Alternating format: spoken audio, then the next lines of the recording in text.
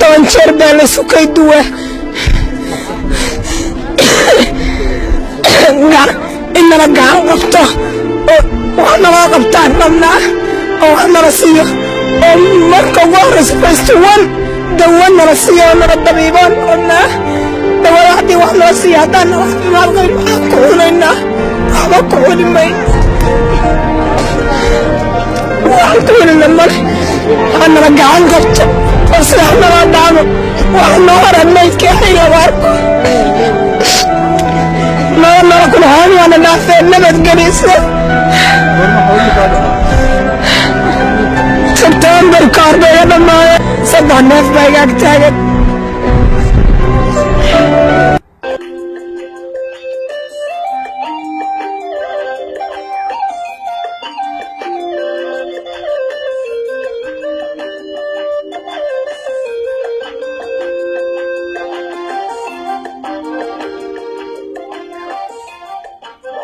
Soomaaliya qayladhaan ayaanu saaka idiin wadnaa dad iyo dunyo ku leeday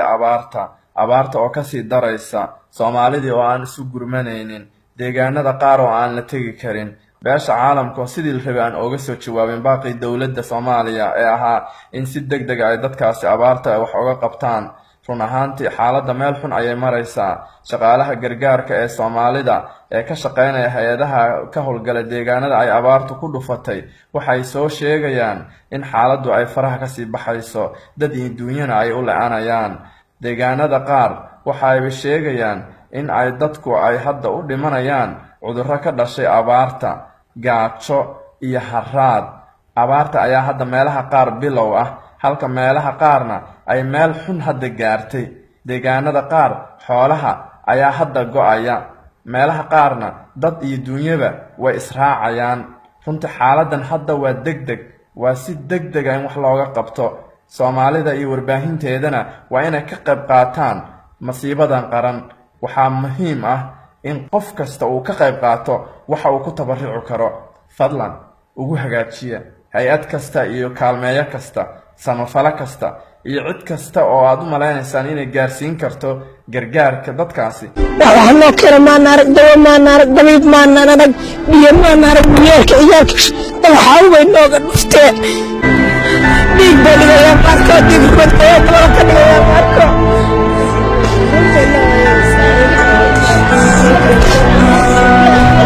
Maxamed Yare Sheekh oo ka mid ah shaqaale gargaar oo ka howlgalaya deegaanada abaartu ugu daran tahay ayaa bartiisa Facebook soo dhigay fariin uu rabo inuu la wadaago warbaahinta Soomaalida waxa uu Maxamed Yare ka shaqeeyaa deegaanada Sool iyo gobolka Mudug waxaana bartiisa Facebook ku soo qoray fariintan muddo 2 toddobaad ah ayaan shaqo ka wadaa deegaanada miyiga ee kala ah Mudug iyo Sool run ahaantii xaaladda meesha ka jirtay waa arrin qaracan leh oo aad la qalbi jabayso waxaad qalbinaysaa alla maxaa meesha ay keenay war maxaa idin daaray Soomaaliyeey maxaa damiirkiina idinka qaaday war miidan bini aadam ahayn maxaa naxariista idinka qaaday war xaaladda sidaad moodeen ma aha xoolaha 70% way go'een haddii alla naxariistiisa aan la helinna waxa halis ay dadku ugu jiraan inay dabar go'aan Soomaalida qurbaha joogta war xaalka wax laga sheekeyn kara ma aha waxaan ka sameeynay biyo dhaamin laakiin biyihii wax lagu karsadaa la rabaa ma waxaad rabtaan in dadka markay dhamaadaan wadanka gaala ay la wareegto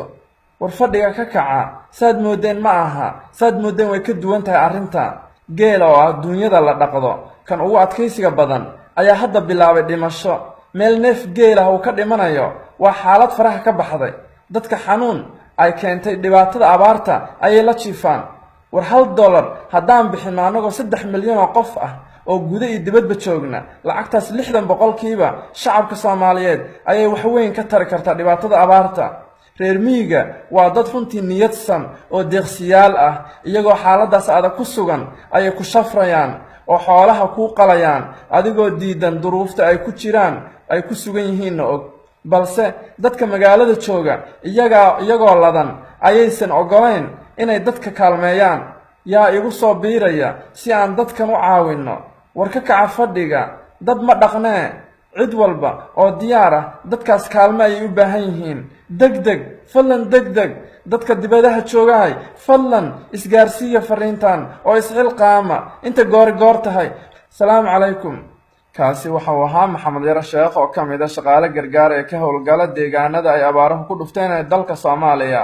Fadlan haddii fariintani ay kusoo gaadho sii faafi si dadka dhibaatadaasi wax ka qaban karaay ay wax uga geystaan. Anoo inacamaya ayaa idiin soo jeedinayay barnaamijkan dhiilada abaarta dalka, waxaana aad kala socoteen raadiyaha Soomaalida. Sidaa iyo nabadgelyo.